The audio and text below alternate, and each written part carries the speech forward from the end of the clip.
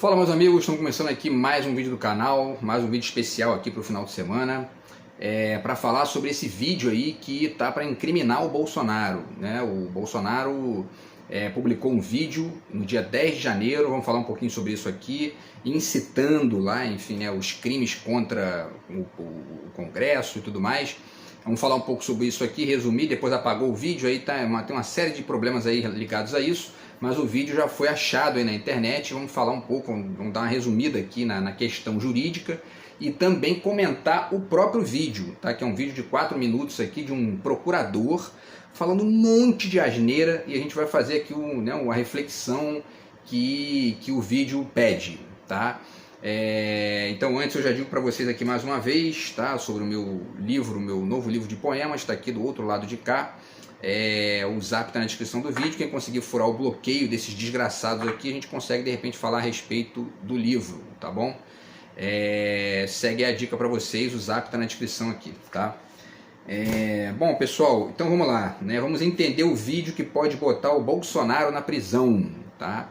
E para além disso é mais uma prova de quem é essa figura, de quem é esse sujeito deplorável aí, que é o Bolsonaro, que a gente teve o azar de ter que aturar ele no Brasil nos últimos 4 anos, tá? No governo. Então vamos lá, pessoal, vou deixar os links para vocês aqui, tá?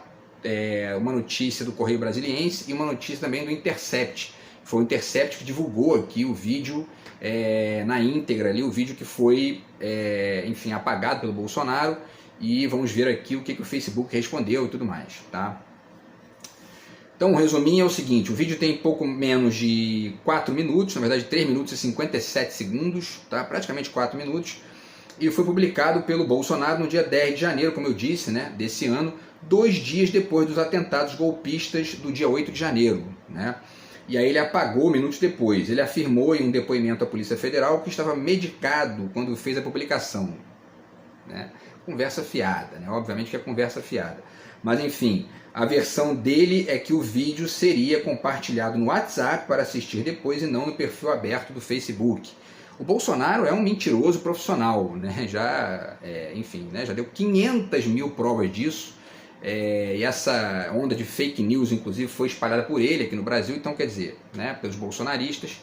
Então não é apenas mais uma mentira do Bolsonaro. Mas enfim, a Procuradoria-Geral da República declarou que o vídeo é necessário, tá, para decidir se há ou não elementos para denunciar o Bolsonaro, e pediu ao ministro do STF, Alexandre de Moraes, que é o relator do caso, para que solicitasse uma cópia do vídeo à empresa Meta, que gerencia o Facebook, tá?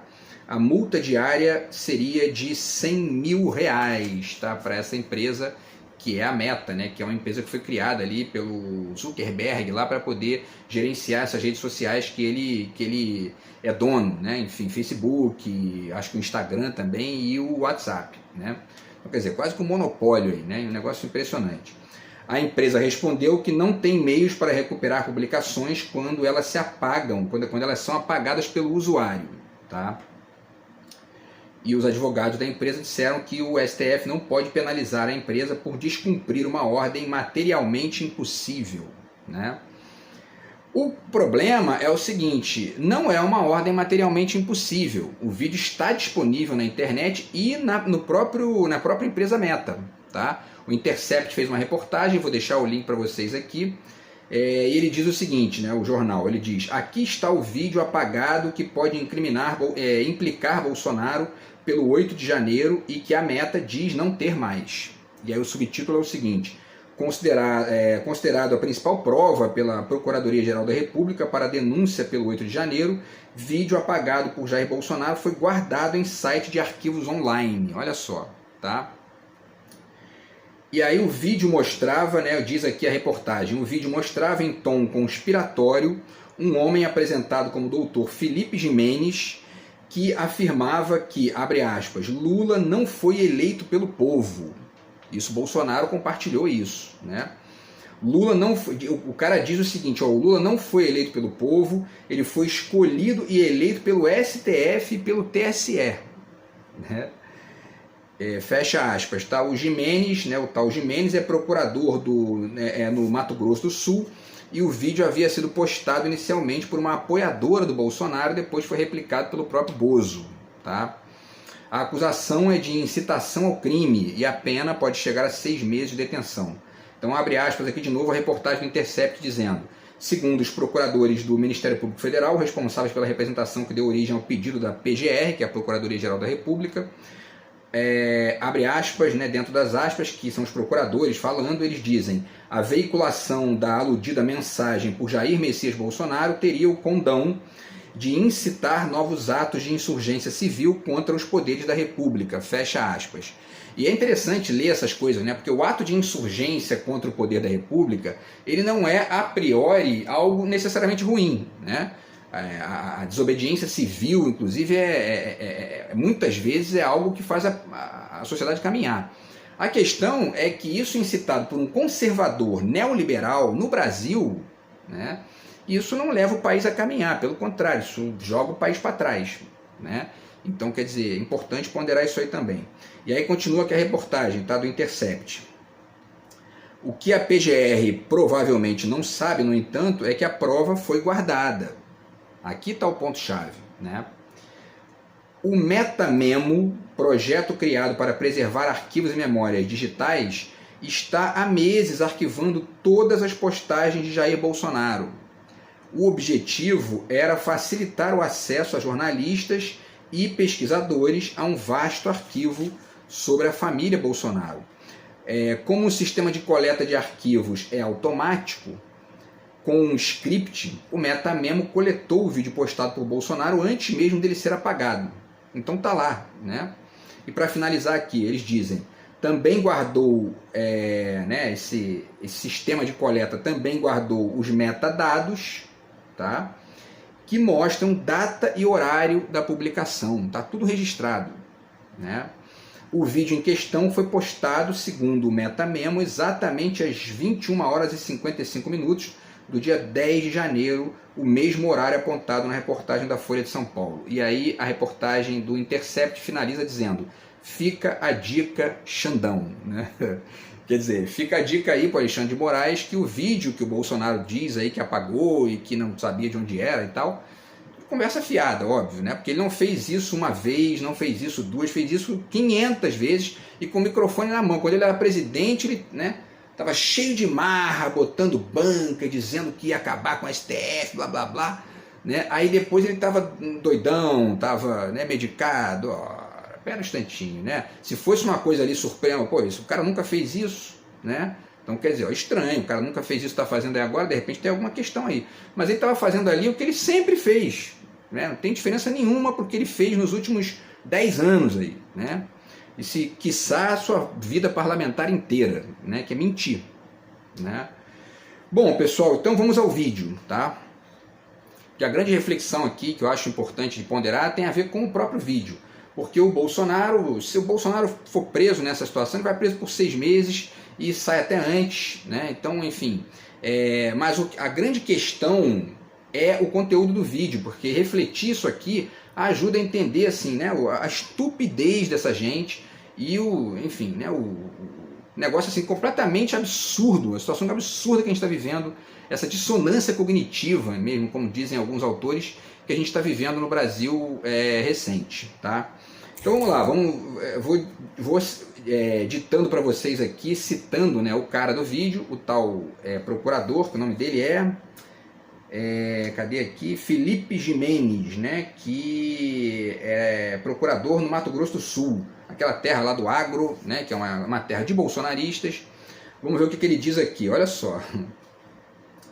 Ele diz: existe um princípio que constitui a democracia, que é o princípio da publicidade. É um dos princípios que estão lá no artigo 37, que é o princípio da publicidade, né? Ele repete. As pessoas ouvem isso e não dão importância, como se fosse a buzina de um carro. Quando eu digo assim, ó, o princípio constitucional da publicidade foi quebrado em 96, as pessoas não dão importância, entra por um ouvido e sai pelo outro. Se eu dissesse para você, aí ele diz, né, ele está sendo entrevistado, né, o edifício está caindo, uma das vigas, uma das colunas rachou. Entendam isso, em 96 uma das colunas foi quebrada pelos ministros do Supremo Tribunal Federal, foi quebrada pelo Serviço Eleitoral Brasileiro. Ele está se referindo à substituição da urna de papel pela urna eletrônica, né? Eu vou dar vários exemplos aqui de como isso é um absurdo completo, assim, né? Mas vamos lá. E aí ele continua. E as pessoas ficam nessa fantasia, como se estivessem assistindo um filme do James Bond. Não interessa como que o ladrão entrou na sua casa, você foi roubado. Como se a aquisição da urna eletrônica fosse um roubo, né? O brasileiro agora está sendo roubado pela urna eletrônica. E ele continua, né, com os absurdos aqui. Ele diz: você não vê a apuração dos votos, você não vê nem o seu voto, né? Como é que você pode ter a certeza de que uma imagem que um software mostra numa tela para você é igual àquilo que sai da sua consciência? A imagem que você vê é produzida pelo software, um software que não está sob seu controle, que não foi escrito por você, que não é verificado por você. O Estado é laico, não exige fé do cidadão, ninguém é obrigado a confiar em servidor público. Isso é verdade, né? O resto é um absurdo, mas isso aqui tem até uma certa verdade aqui, tá? E ele diz, né, ninguém é obrigado a acreditar, você tem que ter mecanismos de, as corregedorias e as instituições ali que julgam, e não só numa instância, mas em outra. Por isso que na justiça existe o juiz, o desembargador, etc. E nesse serviço aí, na lógica do TSE, também existe isso, né? E também existe o sistema de checagem, também existe isso com a participação de todos os partidos. O próprio partido Bolsonaro, né, participou disso aí e tal, tá? Bom, enfim, e aí ele continua, né? O serviço público é obrigado a fazer esse trabalho às claras, diante dos olhos do cidadão. É por isso que a Alemanha recusou a urna de primeira geração. Ele vai citando vários países, né? Alemanha, Dinamarca, Japão, que mais aqui que ele cita? A Índia, né? O Paraguai, vários países que recusaram a urna eletrônica, né? Porque nós, seres humanos, não temos nenhum sentido que nos permita ver o pulso elétrico, né? E não adianta essa bobagem de comparar o sistema financeiro com o voto. Os dados que trafegam na cibernética do mundo financeiro são dados rastreáveis até a origem. Qual que é a origem do seu voto? É a sua consciência. Como é que alguém pode rastrear a sua consciência? Só você e ninguém mais no universo pode dizer que o registro fora de você é igual à sua consciência. Isso que ele está falando também é uma verdade. Inclusive isso demonstra o absurdo de certos bandidos aí que gostam de ficar usando dados privados dos outros contra a própria pessoa, né? A partir de interpretações patéticas, infantis, sobre aquilo que eles não estão vendo, que é o que a pessoa pensa, né? E aí, finalizando, né, por isso que o voto tem que ter matéria. Bom, pessoal, eu acho importante comentar algumas coisas aqui com vocês, tá? Vamos lá, certo? Para a gente refletir aqui o que interessa, né? Quando ele fala do princípio da publicidade, mostra que ele é um ignorante, não sabe o que está falando, né? Por quê? Porque, por isso que eu acabei de dizer aqui, quer dizer, esse processo da checagem da urna, da testagem prévia da urna, da checagem da urna, etc., ele é público, né? Os partidos participam, instituições participam, etc. e tal. Esse é um primeiro ponto, tá? Vamos para o segundo ponto. Aí ele vai dizendo aqui, né, que as pessoas não dão importância e tudo mais, que o edifício está caindo, blá blá blá. Em 96, uma das colunas foi quebrada pelos ministros do Superior Tribunal Federal, foi quebrada pelo Serviço Eleitoral Brasileiro, né? E aí ele continua falando da questão do ladrão, você não vê a apuração dos votos. Vamos lá. O Brasil já teve apuração de papel. E a maioria esmagadora da população também não via apuração. As pessoas recebiam essas informações pelos meios de comunicação de massa. Quem fazia essa verificação eram os representantes dos partidos. E o Brasil já teve caso, esse é um ponto, né, que esse sujeito provavelmente nem sabe, porque é um ignorante, nitidamente é um ignorante. O Brasil já teve caso de fraude com urna de papel. No caso daquela eleição que o Brizola, né, ganhou aqui no Rio de Janeiro, e ele tinha dado como perdido antes, e depois foi feita a recontagem e ele ganhou, né? Então, enfim, tudo isso é uma coisa assim, muito absurda, muito bizarra, considerar as coisas desse parâmetro sem entender a história do Brasil, né? Então esse é um ponto aqui também, que essa questão de que você não vê a apuração dos votos, as pessoas, o cidadão comum não participa disso, ele vota e existem instâncias que fazem essa verificação. São instâncias democráticas, né, produzidas e, enfim, esquematizadas pelo debate entre os partidos, e isso vai sendo feito, isso a história, enfim, mostra isso bem pra gente, tá? Mas o mais importante aqui não é nem isso, tá?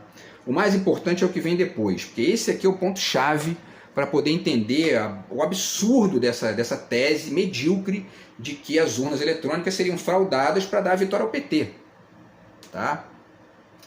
Ele vai dizendo, né, que como é que você pode ter certeza que uma imagem que um software mostra é igual àquilo que saiu da sua consciência, né? A imagem que você vê é produzida pelo software, Na verdade, antes da gente ir para o ponto principal, mais um detalhezinho aqui, né? O que o software avalia, o que a apuração avalia, não é a sua consciência, é o que você digitou ali na urna. Você pode pensar A, digitar B, o que vai ser avaliado é o B, não é a sua consciência. Em nenhum momento alguém disse ou alguém inventou a apuração eletrônica para poder achar que está ali avaliando a consciência das pessoas. Isso é uma estupidez, isso. O que o sujeito que está ali verificando a urna para poder fazer a apuração e divulgar o resultado é o que está na urna, é o que foi apertado no botãozinho ali e tal, enfim, agrupado ali como um elemento de cliques de várias pessoas. Não é a consciência das pessoas que está ali dentro. Ainda que, obviamente, o sujeito vai ali e aperta aquilo que ele está pensando. Beleza, certo? Tudo bem. Mas não é a consciência que está sendo avaliada. O que está sendo avaliado é o clique, né, do voto. Tá? O que mostra que isso é um argumento patético, isso aqui, né? Muito bem, pessoal. E aí continua, né? O Estado é laico, não exige fé do cidadão, fala aquilo do servidor, bacana, tudo isso é verdade.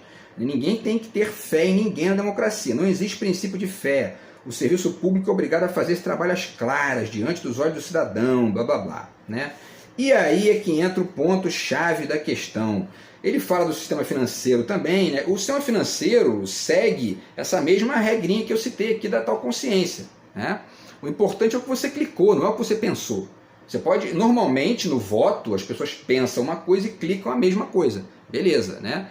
E no sistema financeiro é assim, não interessa você pensar, ó, eu vou mandar 1 milhão para aquela pessoa ali. Se você mandar 100 mil, o que interessa são os 100 mil que você digitou ali, não é o 1 milhão que está na tua cabeça, isso, né? Enfim, e aí para finalizar, quando ele fala dessa questão aqui, né, que eu acho que é o mais importante, quando ele fala dessa questão de que não existe princípio de fé na democracia, né, que o serviço público é obrigado a fazer esse trabalho às claras, para além do trabalho às claras do serviço público, a gente tem que entender de história para compreender assim, a dimensão dessa possibilidade. Que possibilidade? Da eleição ser fraudada em prol da esquerda no Brasil.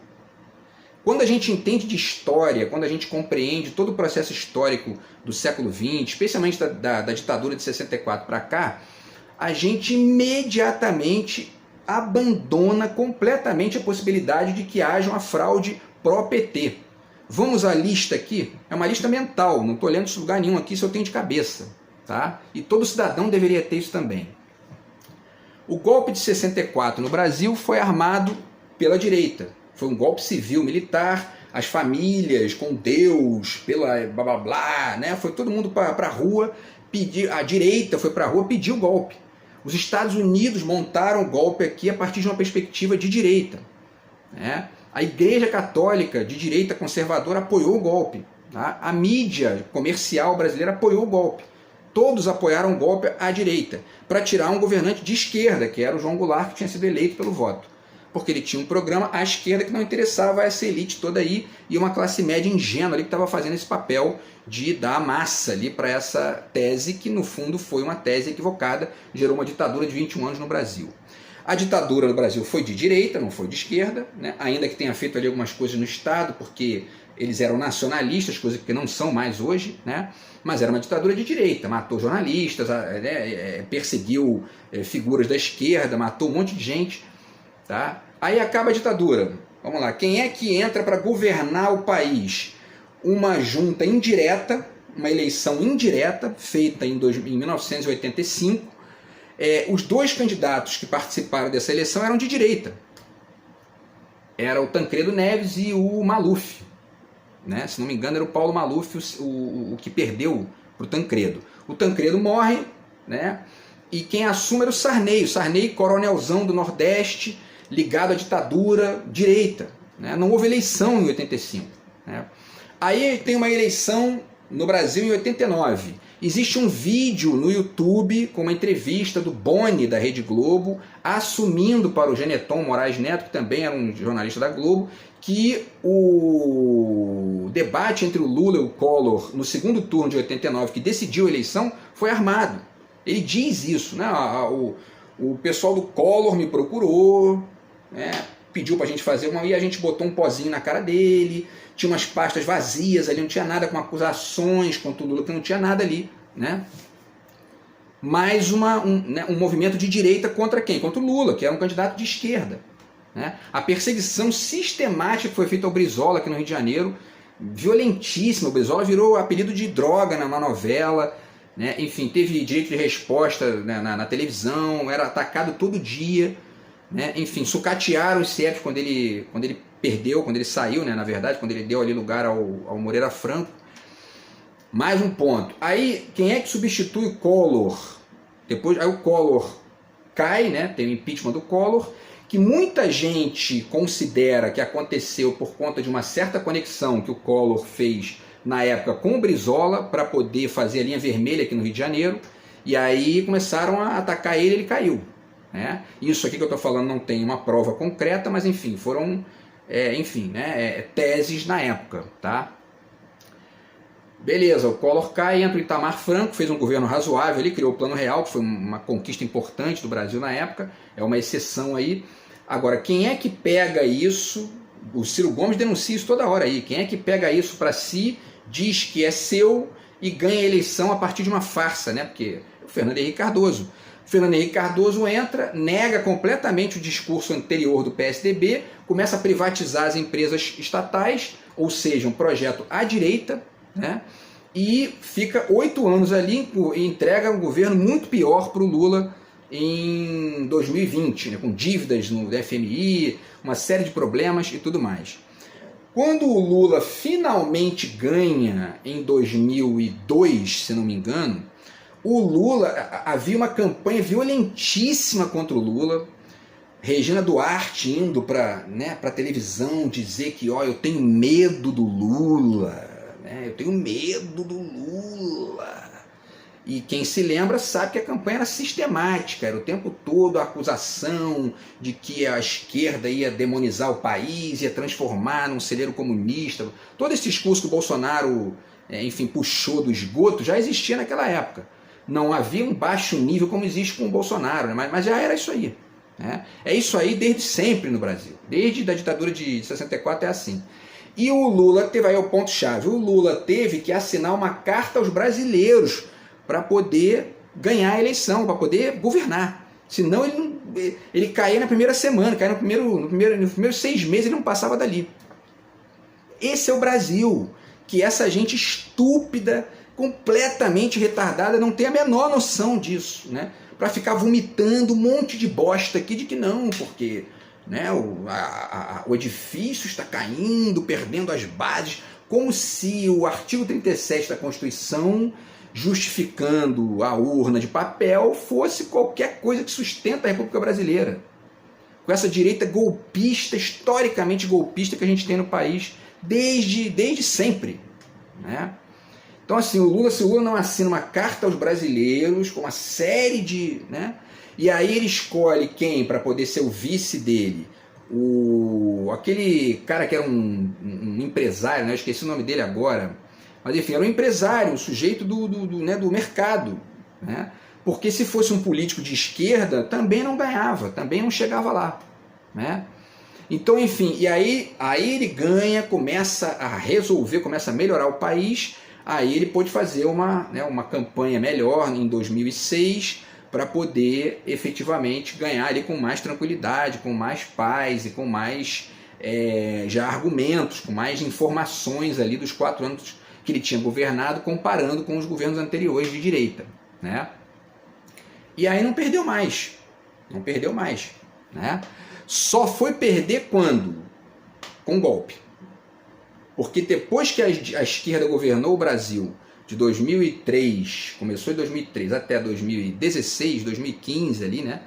quando teve o golpe, aí começaram a fazer todo esse golpe aí via Juiz Moro, via Bolsonaro, via Eduardo Cunha, e Romero Jucá, tudo isso que a gente já conhece. Aí começaram a Dilma cometer um equívoco que a gente até, a gente que é de esquerda compreende, porque naquele momento ali ela tinha perdido completamente as conexões com o parlamento, com o Congresso, que estava governado, estava ali dominado pelo Eduardo Cunha, que é um gangster, como já disseram aí, né? E tudo completamente destruído ali. Ela tentou colocar um neoliberal no Ministério da Fazenda, quer dizer, alguém que participa dessa história de fracasso do Brasil, né? Obviamente que para compor com o Congresso de direita, adiantou? Não, porque já estava definido ali que ela ia sair, né? Ela não cometeu crime nenhum de responsabilidade, ela saiu sem crime, né? Então, vocês percebem que toda essa história, a história do Brasil, da ditadura de 64 para cá, é uma história de golpes da direita, de golpe em cima de golpe, para poder impedir que a esquerda chegue no poder sempre, né? Não houve eleições diretas em 85, teve que ir para a rua, todo mundo pedir eleições diretas. Na eleição direta aí arma-se todo um contexto com o debate, com edições jornalísticas e blá blá blá, que eles mesmos assumem hoje, né? Então, enfim, tudo isso mostra aí depois quem entra é o Fernando Henrique com um projeto de direita, privatista, privatizou a Vale do Rio Doce, que é uma empresa bilionária, né? E que trabalha com minério, que é uma coisa importante aí, que é estratégico, etc e tal, e sem nenhum tipo de contrapartida ali mais ampla no Estado e tal, enfim, né? E geraram isso aí, ó, essa destruição de Brumadinho, de Mariana, etc e tal. Então, pessoal, e aí depois o Lula consegue ganhar com a Carta aos Brasileiros, que isso é um ponto chave aqui para entender, né? Se o Lula não faz essa carta, está arriscado ele tomar um golpe ali nos 6 primeiros meses, né? Ele tentou compor ali porque ele sabia que ele tinha projeto e que depois ele ia garantir isso nos números, né? Mas enfim, então percebe como esse contexto todo tem que ser muito idiota para acreditar que a urna eletrônica foi uma estratégia do sistema para poder eternizar o PT no poder, a esquerda no poder no Brasil, né? Tem que ser um imbecil completo assim, para acreditar num negócio desse. E isso é procurador, né? É claro que ser procurador, né, como eu escrevi lá, não é ser perfeito, não garante a perfeição da pessoa, né? Vide aí o tal Delanhol, que é uma besta, né, é um procurador. Mas enfim, independente disso, né, o fato é que a gente espera que pelo menos o cara tenha algum tipo de ponderação na hora de fazer uma opinião sobre um assunto importante desse, né? Certo? Então, enfim, toda essa argumentação aqui, esse rastro histórico, mostra que qualquer tipo de tese absurda de que a urna eletrônica seria uma estratégia do sistema para poder dar a vitória ao PT, à esquerda no Brasil, esbarra na experiência histórica que a gente tem, nesse rastro inteiro aqui, todos esses exemplos que eu dei aqui, e bota aí mais uns 50 exemplos, né? E, enfim, então é importante pensar isso para poder não ficar repetindo essas basófias, né, e a gente conseguir, enfim, melhorar o nível do debate aí. Então vamos aguardar aí para ver se o Bolsonaro vai de fato ser eleito, ou melhor, ser preso, né, ser eleito bandido, né, porque a gente já sabe que ele é, né, um mentiroso, e enfim, tudo isso que a gente já debate aqui o tempo todo no canal. Vamos ver se ele é condenado por mais essa aí. E vamos debatendo essas teses aqui absurdas, conspiratórias de baixo nível, né, para poder ir ampliando aí a reflexão desses temas no Brasil. Beleza, pessoal? Então é isso. A gente se fala no próximo vídeo do canal. Um grande abraço aí. Tamo junto. Fui.